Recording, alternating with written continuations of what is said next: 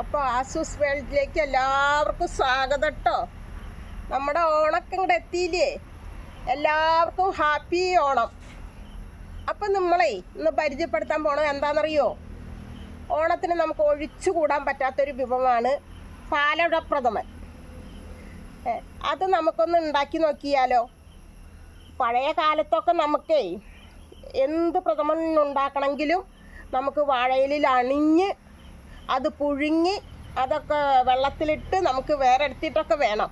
ഇന്ന് നമുക്ക് കടയിൽ പോയി ഏത് തരം വേണമെങ്കിൽ അട, നമുക്ക് ഏത് പായസക്കൂട്ട് വേണമെങ്കിൽ റെഡിയല്ലേ. ഒരു വിഷമവും ഇല്ല. അപ്പം നമുക്ക് പായസം റെഡിയാക്കാം. ഒരു അരമണിക്കൂർ കൊണ്ട് ഓക്കെ, പായസം റെഡി. അപ്പോൾ വരൂ, അതെങ്ങനെയാണ് വെക്കുന്നത് കാണിച്ചു തരാം കേട്ടോ. നമ്മൾ പാലട മിക്സ് ഉപയോഗിച്ചാണ് പായസം വെക്കുന്നത് കേട്ടോ. 300 ഗ്രാമിൻ്റെ പായസം മിക്സാണേ. ഇത് വെച്ചിട്ടാണ് നമ്മൾ പായസം ഉണ്ടാക്കുന്നത്. 300 ഗ്രാം പായസം മിക്സിന് നമ്മൾ 1.5 ലിറ്റർ പാലാണ് ഇവിടെ എടുത്തിരിക്കുന്നത് കേട്ടോ.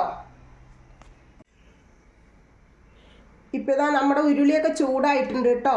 ഇതിലേക്ക് നമുക്ക് പാലൊഴിച്ചു കൊടുക്കാം.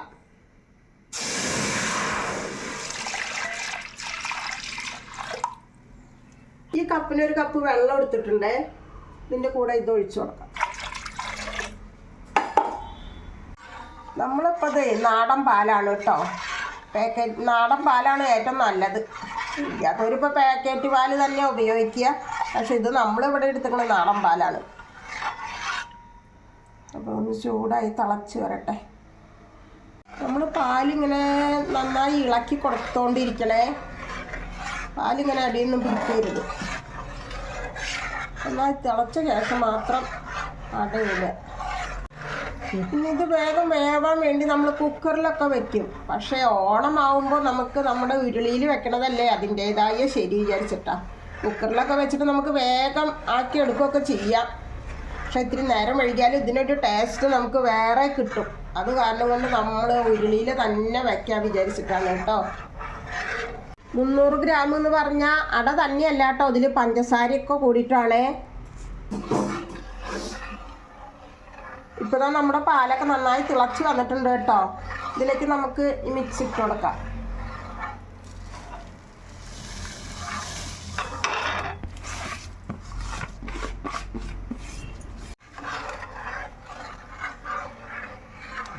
നന്നായി ഇളക്കി കൊടുക്കണേ.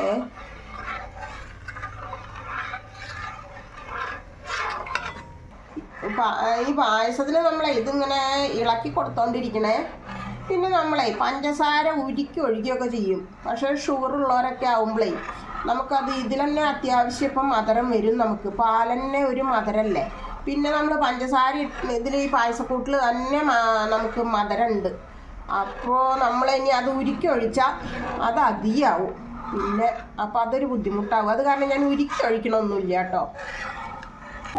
ഇപ്പോൾ ഇതാ നമ്മുടെ അടയൊക്കെ നല്ലതുപോലെ വെന്ത് വന്നിട്ടുണ്ട്. ഈ ഒരു പരുവാകുമ്പോൾ നമുക്ക് ഫ്ലെയിം ഓഫ് ആക്കാം കേട്ടോ. അല്ലെങ്കിൽ നമ്മുടെ പായസം ഒന്നും കൂടി ഇരുന്ന് കുറുകി പോവും.